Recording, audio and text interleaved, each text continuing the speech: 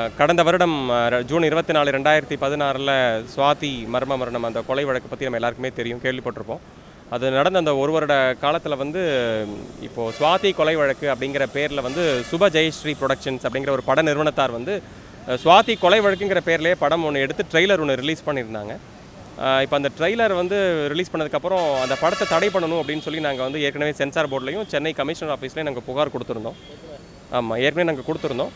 அந்த புகாரினோட எதிரொலியாக என்ன பண்ணியிருந்தாங்கன்னா, சென்னை காவல்துறை அவங்க மேலே வழக்கு போட்டு இப்போது வழக்கு கோர்ட்டில் நடந்துகிட்ருக்கு.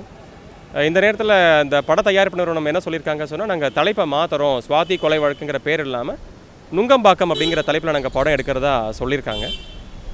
எங்களுடைய கோரிக்கைகள் என்ன அப்படின்னு சொன்னால், அந்த சுவாதி கொலை வழக்கை பற்றி படத்தில் எதுவுமே வரக்கூடாது, அது ஒரு பெண்ணினுடைய தனிப்பட்ட விஷயம், அந்த படம் ரிலீஸ் ஆகக்கூடாது, எந்த தலைப்புலையும் ரிலீஸ் ஆகக்கூடாதுன்னு சொல்லிட்டு நாங்கள் இன்றைக்கி சுவாதியினுடைய குடும்பத்து சார்பாக இன்றைக்கி சென்சார் போர்டில் ஒரு கம்ப்ளைண்ட் ஒன்று நாங்கள் ஃபார்முலா லான்ச் பண்ணியிருக்கோம். இந்த புகாரில் என்ன சொல்லியிருக்கோம் அப்படின்னா, அந்த சுவாதி கொலை வழக்கு அப்படிங்கிற விஷயம் எந்த மொழியிலையும் எந்த டைட்டில்லையும் எந்த ஸ்டேட்லையும் படமாக ரிலீஸ் ஆகக்கூடாது அப்படின்னு சொல்லி நாங்கள் அந்த படத்தை அவங்க நாங்கள் அதில் சில கரெக்ஷன்லாம் பண்ணிட்டோம் அப்படின்னு சொல்கிறாங்க, ரீஷூட்டிங் பண்ணியிருக்கோம் அப்படின்றாங்க.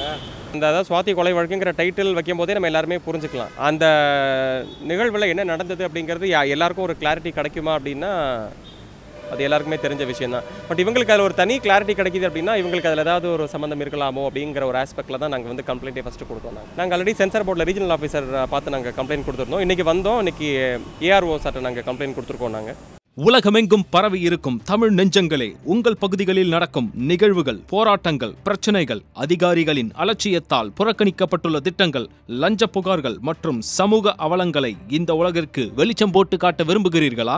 உங்கள் செல்போன் மூலமோ அல்லது தங்களிடம் இருக்கும் கேமரா மூலமாகவோ பிரச்சனைகளை வீடியோவாக பதிவு செய்து எங்களுக்கு அனுப்புங்கள். உங்கள் பகுதி பிரச்சனைகளை உலகுக்கு வெளிச்சப்படுத்தி அப்பிரச்சனைகள் நீங்க வழி செய்வதுடன் உங்களுக்குரிய சன்மானத்தையும் வழங்குகிறோம்.